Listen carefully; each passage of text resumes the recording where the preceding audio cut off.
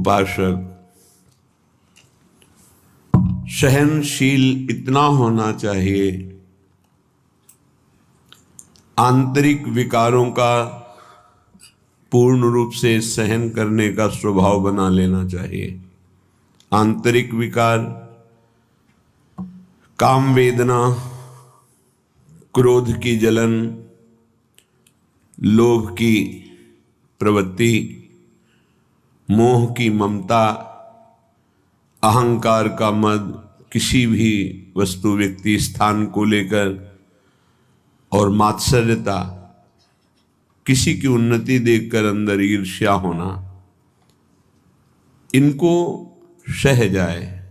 ऐसा नहीं कि उपासक के हृदय में ये स्फुरित ही नहीं होते, ये तो सिद्धों के हृदय में स्फुरित नहीं होते, लेकिन साधक के हृदय में स्फुरित होते हैं। पर वो इनको सहता है, इनके अनुसार कोई चेष्टा नहीं करता। अंदर की मार को जो सह गया वही महापुरुष कहा जाता है। जो मद को, मोह को, मदन को, तीन को परास्त करता है उसे महापुरुष कहते हैं। कोई अहंकार नहीं, कोई भी काम कामना वासना नहीं, किसी से कोई मोह ममता नहीं, सब में अपने भगवान का स्वरूप देखकर सब जीवन शो प्रीति। मद मदन मोह विजयी वो महापुरुष।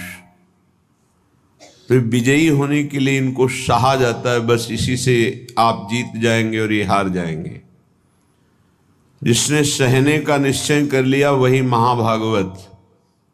सहत सहत बाढ़े भगति, उसके हृदय में भक्ति का प्रतिपल ऐसा स्वरूप बढ़ता रहता है कि वो अन्य का चिंतन करने की वृत्ति ही खो देता है, अनन्य चिंतन में डूबा रहता है।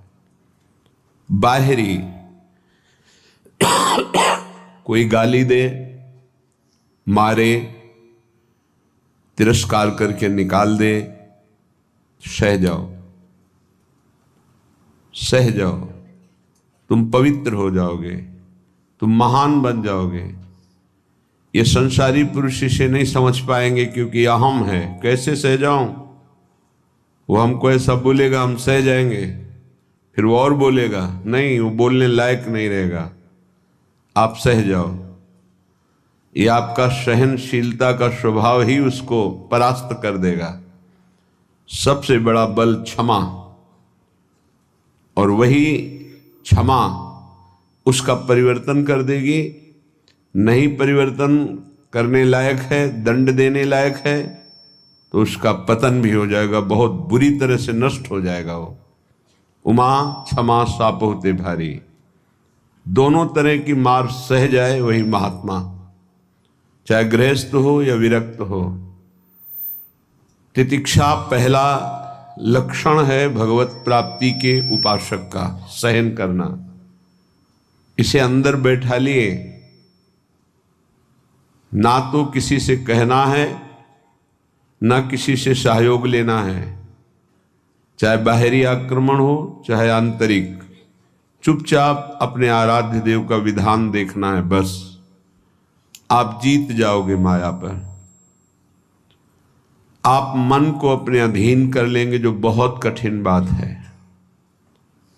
श्रीपाद प्रबोधानंद जी महाराज करुणा करके कह रहे हैं, अय उपासक, चांडाल स्वखरादिवद यदि जनाः कुर्वन्ति सर्वे तिरस्कारम दुर्विषहंच तेन नहि मे खेदस्तनीयानपि देवा दिव्य में च भूत निवहा प्राणाश्च दद्युर्महा स्नेहातुष्टमतो न मे गुरुतृषो श्रीवृंदावनीये रसे। ऐ मित्र, ऐ सखे, मेरी बात मान ले। जो नीच पुरुष के द्वारा किए हुए अपमान को मुस्कुरा के सह जाता है, वो प्रिया प्रीतम के प्रेम को सहने की योग्यता प्राप्त कर लेता है। ये शर्त है। नीच पुरुष, आप शरीर से उसे दंड देने में सबल हैं, आप तप के द्वारा उसको नष्ट कर सकते हैं, हर तरह से आप उस पर शासन कर सकते हैं।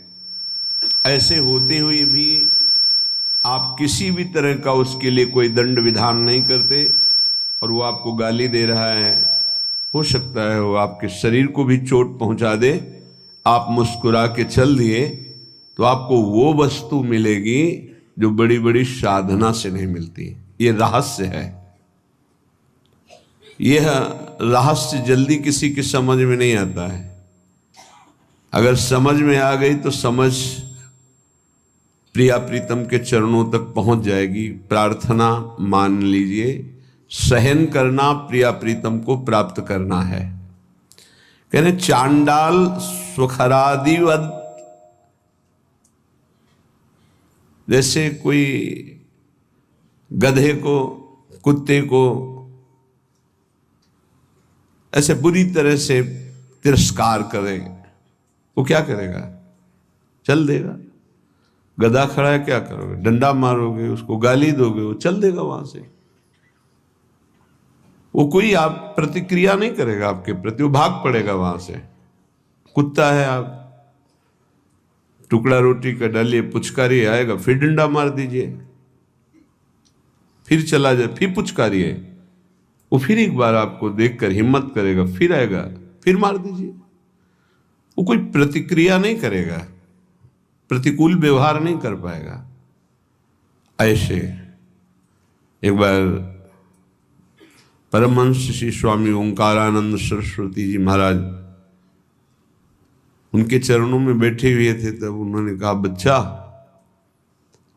साधु को इतना सहनशील होना चाहिए जैसे कुत्ते का।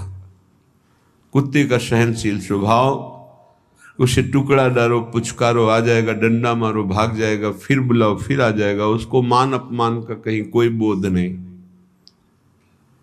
ऐसे ही कई बार साधु का अपमान हो, फिर आओ अच्छा ले लो रोटी, फिर गाली दे, फिर भगा दे, फिर आओ अच्छा ले लो। उसको कभी बुरा नहीं लगना चाहिए और आखिरी बात तक फिर हाथ फैला देना। लाइए, ये बड़ी बात जो महापुरुषों में पाई गई, ये बड़ी बात पाई गई। मानापमान का किंचन मात्र भी कोई प्रभाव नहीं। श्वान की तरह जैसे उसको मान अपमान का कोई, तब वो त्रिभुवन पूज्य ब्रह्मा के द्वारा भी नमस्कार योग्य हो जाता है। ऐसे महापुरुषों के पीछे भगवान डोलते हैं कि इनकी चरण रज हमारे ऊपर पड़ जाए। स्वयं भगवान कहते हैं, मैं ऐसे भक्तों के पीछे डोलता हूं। निरपेक्षम मुनिम शांतम निर्वैरम सम दर्शनम अनुब्रजाम्य हम नित्यम पूये त्यंगुरेणु भी। हे, बहुत बढ़िया अवसर है, सह जाओ। जब कर्म भोग आता है तो किसको गाली दोगे? सहते हो ना, तो एक कर्म भोग मानकर सह जाओ। अंदर विकार आवे तो सह जाओ, बाहर कोई अपमान करे, गाली दे तो सह जाओ। बहुत ऐसे स्थान पर पहुंच जाओगे जहां सुख ही सुख है, दुख का लेश नहीं है। और ये अपमान करने वाले, निंदा करने वाले वहां पहुंचाने में हमारा बड़ा सहयोग करते हैं। इसलिए कभी इनका बुरा ना सोचे। करत जे अनशहन निंदक तिन्हु पे अनुग्रह कियो। हे भगवान, इनको कभी दंड मत देना, इनकी बुद्धि शुद्ध कर दो, इनका शरीर स्वस्थ रहे। नाथ, ये तो यंत्र मात्र हैं आपके मंगल विधान कराने में, हम इनको बिल्कुल दोषी नहीं मानते। ऐसा स्वभाव भक्तों का होता है। कह रहे हैं कि नीच पुरुषों द्वारा, जैसे चांडाल आदि हैं, चांडाल कहते हैं जो चतुर्वर्ण से रहित, जो मांस मदिरा व्यभिचार हिंसा इस तरह के आचरण करता है, उसे चांडाल कहते हैं। वो कुछ भी खा सकता है। शास्त्रों में कुत्ते का मांस खाने वाला, ऐसे नाना प्रकार के कुमार्गगामी प्रवृत्तियों में जो हर्षपूर्वक चलता है उसे चांडाल कहते हैं। ऐसों के द्वारा भी यदि इस तरह से अपमान किया जाए जिससे कुत्ते और गधे का, स्वखरादिवत यदि जना कुर्वन्ति सर्वे तिरस्कारम, यद्यपि दुर्विशहंच सहन करना ये साधारण पुरुषों की हिम्मत नहीं है, ये केवल महात्मा की हिम्मत है, दूसरे की ताकत नहीं। महात्मा किसी वेश का यहाँ संबोधन नहीं है, यहाँ गुणों का संबोधन है। वो गृहस्थ भी हो सकता है, वो स्त्री भी हो सकता है, वो पुरुष भी हो सकता है, बालक भी हो सकता है, जवान भी हो सकता है। ये बात धैर्यपूर्वक समझनी है। भगवान कृपा करते हैं, ऐसा अवसर देते हैं कि हमारा अपमान होता है। उस समय अपनी स्थिति को नापिए कि आप क्या हैं। यदि उस समय भगवान का मंगल विधान मान करके आप प्रसन्न मुद्रा में हैं, जोई जोई प्यारो करे सोई मुहि भावे, बस बात बन गई। देखना कुछ ही दिनों में आपकी भूमिका बदल जाएगी हृदय की, आपकी स्थिति अध्यात्म की ऊंचाई पर पहुंच जाएगी। खेदस्तनीयानपि, खेद भी नहीं होना चाहिए। यद्यपि तिरस्कारम दुर्विसहंच तेन नहीं में खेदस्तनीयानपि, यद्यपि असहनीय होता है। ऐसा नहीं है, बातों से बोलना सरल है, लेकिन जब ऐसा जीवन में आता है तो असहनीय होता है। और भगवत कृपा से 20 बार ऐसा आया है पूरे जीवन में, जब सामने से तिरस्कार हुआ है, अपमान हुआ है। अब गंगा किनारे भ्रमण कर रहे हैं, बहुत से ऐसे शराबी, चोर, डाकू ऐसे मिले जिन लोगों ने बस भगवान का विधान मान करके, जैसी आपकी प्रभु इच्छा। कभी कभी जब ज्यादा व्याकुलता होती तो आकाश की तरफ देखते हैं। ये आकाश भगवान का स्वरूप है, ये निर्मल है, ये निर्विकार है। ये बादल जो आप देखते हैं आकाश में नहीं है, ये तो बहुत नीचे हैं। हमें लगता है जब हवाई जहाज उड़ता होगा तो बादलों को करो, क्योंकि आकाश की सीमा नहीं, असीम है। ऐसे ही आकाश को देखने से लगता है मेरे भगवान जैसे असीम और निर्विकार हैं, कहीं भी देखो आकाश मिलेगा। ऐसे ही भगवान अपने भक्त को असीम और निर्विकार बनाना चाहते हैं, शरीर की सीमा में नहीं रखना चाहते। बड़ा बल मिलता था आकाश से। जब कभी कोई विक्षेप पड़ता तो एकांत में आकाश की तरफ देखते, तो मानो भगवान उपदेश देते थे आकाश के रूप में। खेदस्तनीयानपि, खेद भी नहीं होना चाहिए कि हमने कोई अपराध तो किया नहीं, ऐसा क्यों? नहीं नहीं, भगवान का विधान है। मंगलमय भगवान का ये विधान है जो हमारी हृदय की भूमिका को बढ़ा रहा है। आप कहेंगे भगवान का विधान, साधकों के साथ तो जाने दो, सिद्धों के साथ वो करते हैं। बड़े बड़े सिद्धों को यही अपने ब्रज में पंडित रामकृष्ण बाबा जी महाराज, बड़े सिद्ध महापुरुष, संपूर्ण ब्रजमंडल के परम पूजनीय, ब्रजवासियों के द्वारा अत्यंत दुलार किए गए और संपूर्ण शास्त्रों के मर्मज्ञ और भावदेश में प्रवेश पाए हुए महापुरुष। कुछ धनी मानी भगत आए, ब्रजवासी और संतों का भंडारा किया, सब बांट दिया। शाम के कुछ लोग आए, कहा सुना था धनी मानी आए थे, क्या है लाओ मुझे। बाबा ने कहा यहाँ तो कुछ नहीं रखा गया, सब बांट दिया। एक लाठी मारी, रक्त प्रवाह होने लगा। कुटिया में गए, देखा वास्तविक कुछ नहीं था। तो उनका अच्छा चोट लग गई, कहा कोई बात नहीं, कोई बात नहीं। अचले से बांध लिया सर। इतने सिद्ध महापुरुष, ऐसा प्रहार, रक्त स्राव होने लगा। बड़े बड़े संतों के जीवन में ऐसा देखा गया कि ऐसी घटनाएं घटती हैं, लेकिन वो गंभीर शांत भगवान का विधान मानते हैं। तो साधक को ऐसी परिस्थिति में भगवान में चित्तवृत्ति लगा लेनी चाहिए कि कोई मंगल विधान है जो हमारे पापों का शमन कर रहा है, जो हमें पवित्र कर रहा है, जो हमारी अध्यात्म की भूमिका को उठाने के लिए भगवान ने ये लीला रची है, सह जाना चाहिए। देवा देव्य इमे च भूत निवहा प्राणाश्च दद्युर्महास स्नेहास तुष्टमतो नमे गुरुतृषो श्री वृंदावनी ये रसे।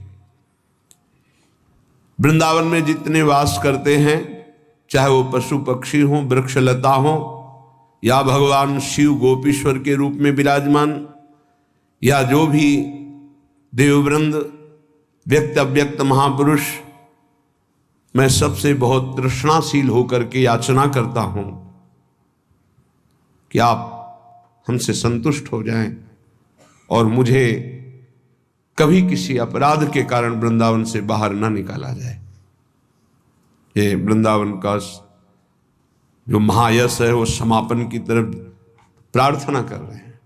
हे गोपीश्वर महादेव, हे समस्त खगमृग पशु पंछी, हे वृंदावन के व्यक्त अव्यक्त महापुरुषों, यदि मेरे से कोई अपराध बन गया हो या बन जाए तो यहां दंड दे देना, पर मुझे कभी यहां से निकालना नहीं, मुझे धाम से वंचित मत कर देना।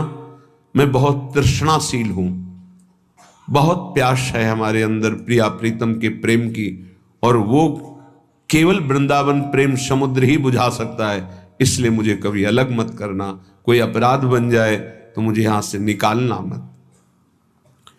मेरे लिए और कोई संतोष विधान नहीं हो सकता। श्रीपाद कह रहे मुझे और कोई संतोष प्रदान नहीं कर सकता कि हमारे अंदर दिव्यता आ गई, सिद्धियां आ गई, संतुष्ट हो गया। नहीं नहीं, मुझे केवल वृंदावन चाहिए। ये तो प्रार्थना की 2 पंक्ति में उपदेश सहनशीलता का, 2 पंक्ति में प्रार्थना, ये सबको करनी चाहिए। 2 पंक्ति अपने आचरण में उतारने चाहिए, 2 पंक्तियों की प्रार्थना करनी चाहिए। कई बार प्रार्थना में बताया है कि ऐसी प्रार्थना करके कि मन वचन कर्म से अगर कोई अपराध बन गया हो तो हे वृंदावन धाम, हे वृंदावन धाम के व्यक्त अव्यक्त महापुरुषों, जाने अनजाने में मन वाणी शरीर से जो कोई चेष्टा आपके विपरीत हुई हो क्षमा करना, और मुझे धाम की कृपा से कभी वंचित मत होने देना। आगे उपदेश कर रहे हैं। भ्रातः समस्तान्य साधनानि विहाय वृंदावनम स्वाश्रयस्व यथा तथा प्राक्तन वासनावास शरीरम वाणी हृदयम विचेष्टता। भाई भ्राता, हे भाई, मैं बहुत अनुभव करके बता रहा हूं। समस्तान्य साधनानि विहाय, साधनों को बल छोड़ दो। ये अहंकारी को समझ में नहीं आता। उसको लगता है कि अगर साधन का बल छोड़ दिया तो साधन में रुचि नहीं रहेगी, तो बात फिर कैसे बनेगी, फिर तो असाधन हो जाएगा। मतलब आप शरणागत नहीं हो। इष्ट का बल नहीं है, आपकी क्रियाओं का बल है। आप जिसे साधन कहते हो वो क्रिया बल है। क्रिया बल है तो कितनी भी पवित्र क्रिया हो वो मूढ़ता नहीं छूटती, और मूढ़ पुरुष कभी परम पद का अधिकारी नहीं होता। अहंकार विमूढ़ात्मा करता हमिति मन्यते, मैं ये करता हूं ऐसा भाव मूढ़ता को बनाए रखता है, और मूढ़ पुरुष कभी परम पद में आरूढ़ नहीं होता। तो क्या करे, साधन छोड़ दे? नहीं, साधन छोड़ने की बात नहीं कह रहे, साधन का आश्रय छोड़ने की बात कह। आश्रय भरोसा लाडली का, और उन्हीं की कृपा से साधन चल रहा है। सर्वेषु साधन वरेषु चिरम निराशा, हरिवंश महाप्रभु कहते हैं। सोई यहां श्रीपाद प्रभु जो वृंदावन रस को समझा, उसको ये अनुभव हुआ कि भरोसा केवल लाडली का। आज हमारी बुद्धि साधन में लगी, कल असाधन कर बैठे तो सब साधन चौपट हो जाए, ऐसे ऐसे असाधन हो जाते हैं। भरोसा, गोरे चरणारविंद का। मेरे बल श्री वृंदावन रानी, जाहि निरंतर मोहन सेवत बन विनोद सुखदानी। मेरे बल श्री वृंदावन रानी, जिनकी चरण कृपाते पाई कुंज केली रससानी। जो संभाव्यो विरंचि नारद शिव स्वयं भुवाद देर नया, वो चरणारविंद सेवन करने का अधिकार मिल गया। जिनकी कृपा को मात्र से, कोई साधन बल नहीं,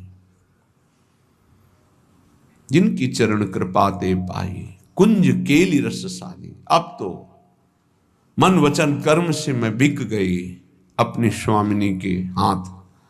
जैसे रूप लाल हित हाथ बिकानी, निधि पाई मनमानी। मेरे बल श्री वृंदावन रानी, भ्राता समस्तान्य साधनानि विहाय वृंदावनम स्वाश्रयस्व। क्यों ऐसा क्यों? क्योंकि किसी दिन गलबैया दी हुई युगल सरकार आएंगे और आपको निहाल कर देंगे। पड़े रहो दरवाजे पर। कदावा खेलंतो ब्रजनगर वीथीषु हृदयम हरंतो श्री राधा। ब्रजपति कुमारो शुक्लतिना, श्री राधा और ब्रजपति कुमार श्री श्याम सुंदर कभी गलबैया देकर खेलते खेलते आएंगे और आपको वो दे देंगे जो बड़ी बड़ी साधनाओं से नहीं मिलता। इसलिए पड़े रहो ब्रजरज में, ब्रजरज का आश्रय ले लो। कदावा खेलंतो ब्रजनगर वीथीषु हृदयम हरंतो श्री राधा। तुम्हारे हृदय का ही अपहरण कर लेंगे, हृदय निकुंज बना देंगे। इसलिए भ्राता समस्तान्य साधनानि विहाय वृंदावनम स्वाश्रयस्व। दृढ़ता पूर्वक वृंदावन का आश्रय ले लो। यहां वास की बात नहीं, आश्रय की कहे। कोई भी आश्रय ले सकता है, दूर रहकर भी आश्रय ले सकता है। यथा तथा प्राक्तन वासना वाच शरीरम वाणी हृदयम विचेष्टता। जैसे बने वैसे। बड़ी बात कहे। अब वास की बात कहे। पहला आश्रय का, पहली पंक्ति, दूसरी पंक्ति वास की। जैसे भी तुम्हारी स्थिति, तुम वासना से वशीभूत हो, शरीर वाणी हृदय अच्छी स्थिति में, बुरी स्थिति में, इच्छा है अनिच्छा है, जैसे भी हो तुम चिंता मत करो। तुम केवल आजीवन वृंदावन वास कर लो। एक में आश्रय कहा पहली पंक्ति में, और दूसरी में वास की बात। यथा तथा शब्द, जैसे हो, भोगी हो, योगी हो, वासना हो, उपासना हो, अच्छी स्थिति है, बुरी स्थिति है, छोड़ो तुम। जैसे हो आजीवन वृंदावन वास कर लो। वाणी हृदय शरीर जैसी स्थिति में है, तुम्हें निश्चित भगवत प्राप्ति होगी वृंदावन वास मात्र से। ये श्रीपाद श्री ध्रुवदास जी, वृंदावन दास जी, महाप्रभु हरिवंश चंद्र जी, बड़े बड़े महापुरुषों ने वृंदावन की महिमा को ऐसा देखा है।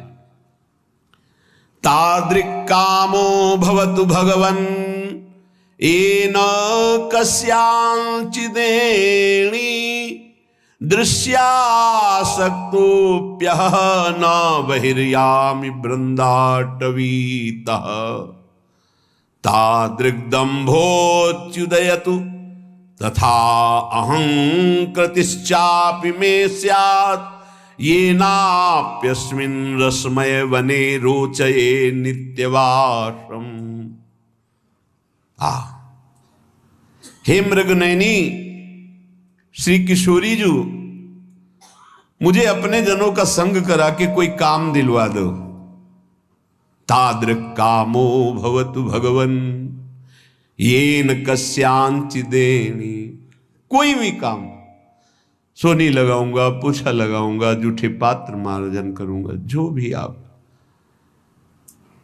कोई सेवा दिला दीजिए। यहां सेवा शब्द को बहुत सरल शब्दों में कहा। तादृक् कामो भवतु, कोई काम दिलवा दीजिए। काम जैसे टहल करने वाले, सेवा करने वाले की आप काम वाली आती है, काम वाले आते हैं, ऐसा बहुत अपने को हे भाव से लेकर के कोई मुझे अपने धामवासी का काम दिलवा दीजिए, धामवासी की किसी की सेवा बन जाए, मैं उनका सेवक बन करके रहूं, ऐसा। हे मृगनयनी,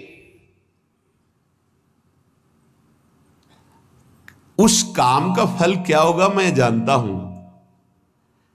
उस आपके वृंदावनवासी की सेवा का फल यह होगा कि आप हम पे रीझ जाएंगे और आपके चरण कमलों का सानिध्य मिल जाएगा। स्वामिनी, मैं केवल आपको रिझाना चाहता हूं, आपको बस। वो मुझे पता नहीं कि आप कैसे रिझती हो, मैं अन्यत्र कहीं ना मन लगाना चाहता हूं, ना जाना चाहता हूं, ना कुछ पाना चाहता हूं। ध्यान दीजिए, ना अन्यत्र कहीं मन लगाना चाहता हूं, ना जाना चाहता हूं, ना पाना चाहता हूं।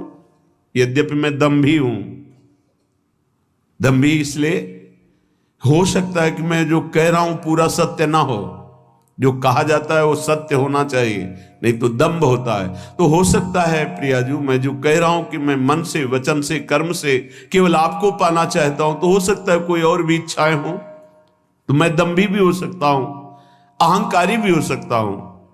पर दंभी और अहंकारी भी होकर के मैं केवल आपके ही चरणों की दास्ता चाहता हूं, मुझे कभी किसी और में रुचि ना हो। हे मेरे लाडली लाल, हे मृगनयनी किशोरी जू, हम पर कृपा कर दो। वरम वृंदारण्ये हरि हरि करे खर पर भृतो,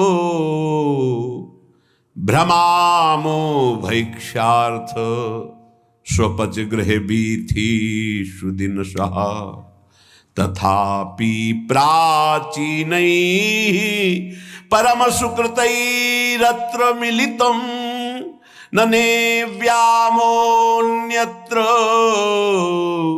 क्वचिदपि कथंचिद वपुरिदम्।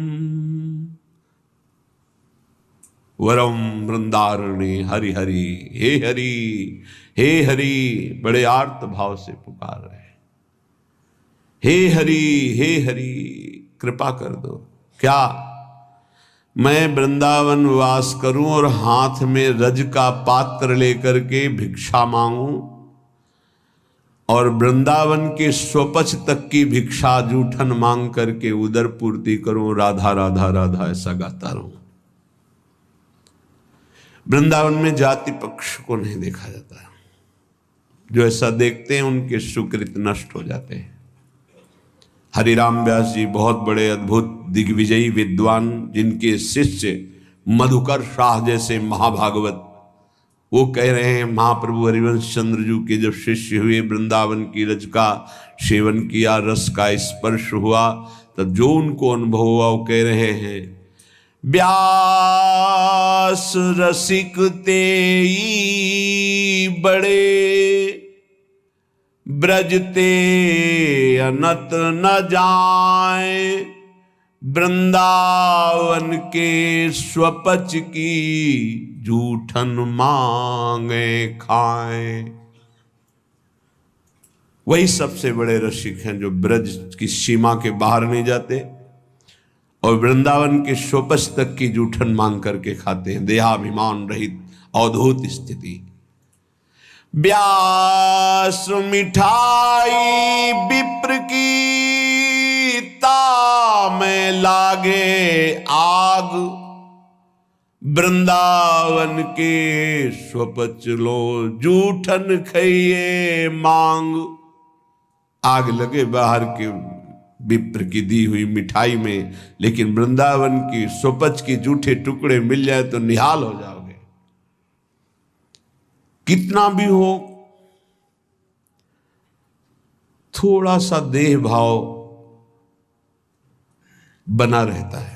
जैसे संन्यास मार्ग में तो इसकी पुष्टता होती है कि जब पवित्र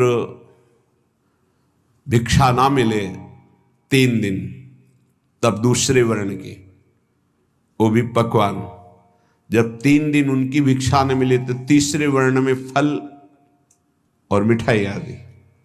चौथे वर्ण से निषेध है, और सन्यास, दंड सन्यास केवल ब्रह्मणत्व को ही प्राप्त होता है। श्रीपाद यहां कह रहे, वरम वृंदारण्य हरिहरि करे खर पर भ्रतु भ्रमामो भैक्ष्यार्थ स्वपच ग्रह वीथीषु दिन सहा। प्रभु मेरी ऐसी स्थिति कर दो। ये छोटी स्थिति नहीं है, ये बड़ों की स्थिति होती है। जिसे आप छोटा समझते ना, ये बहुत ऊंची स्थिति के महापुरुषों की स्थिति होती है। कह रहे हाथ में रज का पात्र हो। एक प्रार्थना है, यदि आप विरक्त हैं, वृंदावन वास करते हैं, तो रज के पात्र में ही जल और भोजन का सेवन करें। यहां ब्रज की रज से बने हुए पात्र में जल और भोजन, जो प्रसाद आप लेते हैं, वो आपकी बुद्धि को शुद्ध करके प्रिया प्रीतम में अनुराग प्रदान करेगा। पाने मात्र से ये बहुत बड़ा साधन माना जाएगा। यदि आप रज के, हमें लगता है प्राय ऐसा ही होगा कि अपने सब विरक्त जन उसी में रज के पात्र में ही प्रसाद पाने का, बहुत पहले से ऐसा विधान है, तो शायद ऐसा ही सब चल रहा होगा, ऐसा ही होता होगा। प्रसाद पाने का रज में ही तो सब पाते होंगे, पात्र में। खरपरा जो रज का बना हुआ है, प्रतिदिन लेकर, अच्छा भिक्षा भी आती है, माधुकरी आती है, मांगने जाते हैं। हाँ, तो उसमें ये तो नहीं पूछा जाता कि कौन से किन घरों में, सब। हाँ, भ्रमामो भैक्ष्यार्थ, एक भी टुकड़ा अगर ब्रजवासी का अपने भोजन प्रसाद में श्री जी के प्रसाद के साथ है, वो अमृत समझना। ये पूज्य सदगुरुदेव भगवान की वाणी की प्रारंभ की बात, कि यदि ब्रजवासियों के टूक उदर में नहीं गए तो नीलपीत झगा का साक्षात्कार करने की सामर्थ्य किसी साधन में नहीं आती, वो उन्हीं के टुकड़ों से आती। इसीलिए बड़े बड़े संत आजीवन ब्रजवासियों के चरणों में झुकते रहते हैं।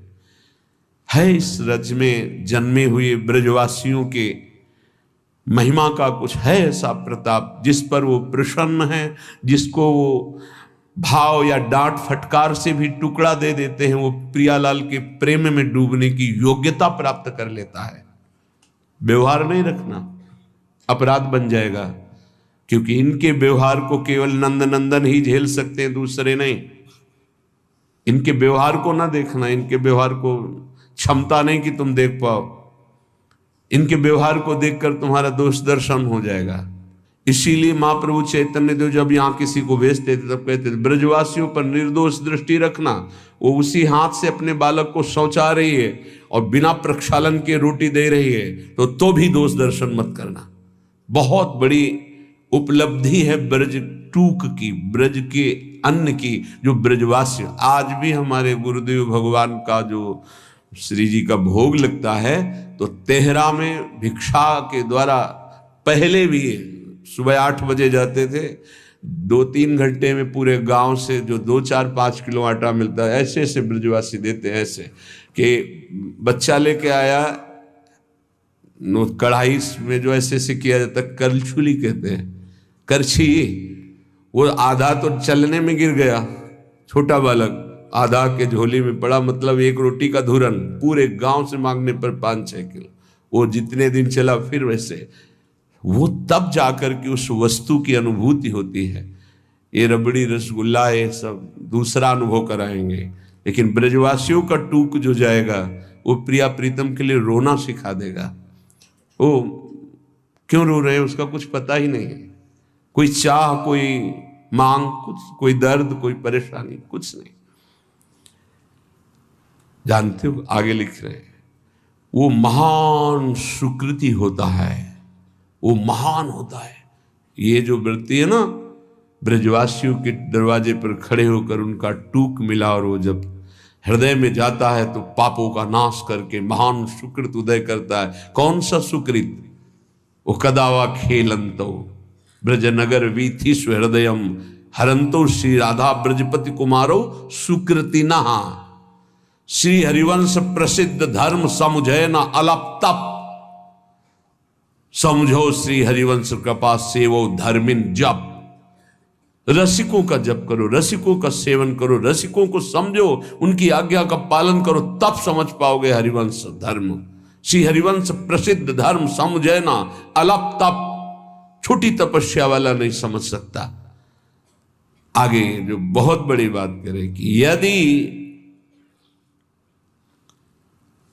मुझे प्रारब्धानुसार कोई बहुत बड़ा ब्रह्मा का पद या ऐसा वैभव मिले और कहा जाए कि धाम छोड़ दो, ये वैभव स्वीकार करो, तो ऐसा मैं स्वीकार नहीं कर सकता।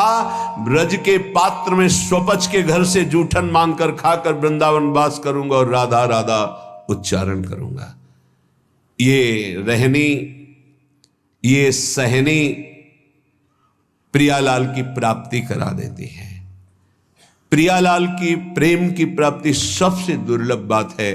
ज्ञान विज्ञान अन्य साधनों का अनुष्ठान करके मोक्ष पदवी तक प्राप्त करना कठिन है, पर वो भी सुलभ हो सकता है। पर प्रेम प्राप्त करना सबसे कठिन बात है। वो ऐसे प्राप्त होता है, वृंदावन प्रेम समुद्र, प्रेम धाम है। पूज्यपाद उड़िया बाबा जी से कहा कि प्रेम किसे प्राप्त होता है और प्रेमी क्या मांग करता है, प्रेमी की मांग क्या होती है और प्रेम किसे प्राप्त हो। जिसे प्रेम मिलता है वही प्रेमी होता है। प्रेम किसे प्राप्त होता है और प्रेमी की मांग क्या होती है। यहां कह रहे हैं, जो केवल निरंतर भजन चिंतन में आसक्त रहता है उसे भगवत प्रेम प्राप्त हो जाता है। और जिसे भगवत प्रेम प्राप्त होता है वो ना इहलोक ना परलोक ना अणिमादि सिद्धियां ना मान सम्मान कुछ नहीं प्राप्त करता। केवल एक चाह रहती है कि मेरा निरंतर चिंतन बना रहे, बस। अनन्य चिंतन, अनन्य चेता सततम, पकड़ो इस बात को। अंदर से तुम्हारा चिंतन क्या चल रहा है। बाहर से आपकी सब सेवाएं हैं, पवित्र हैं, मंगल है, ठीक है। बात अंदर की, बाहर से शरीर पवित्र होने की बड़ी सुंदर सेवाएं हैं।